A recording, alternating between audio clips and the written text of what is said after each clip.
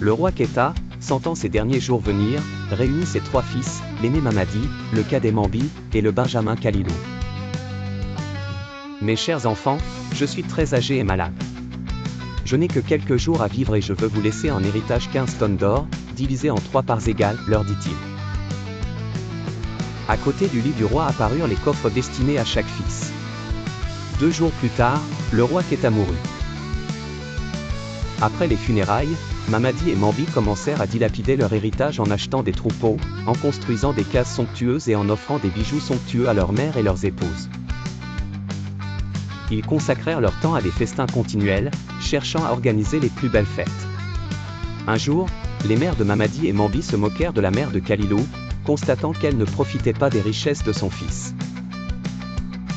Blessée, elle alla voir Kalilou, le qualifiant d'ingrat et lui reprochant de ne pas suivre l'exemple de ses frères. Kalilou, sans répondre, partit en voyage dès le lendemain matin. Dans le premier village, il sauva un chien des mains d'enfants qui voulait le noyer en échange d'une poignée d'or. Dans le village suivant, il sauva un chat qui allait être pendu par des fillettes, en offrant de l'or en échange. Il continua son chemin et dans le 3e village, il échangea de l'or contre un vautour que devait abattre un chasseur. Accompagné du chien, du chat, et du vautour, Kalilou arriva devant une grotte dans un endroit désert. Le vautour l'incita à entrer sans crainte. Là, se trouvait le roi des vautours sur un perchoir d'or.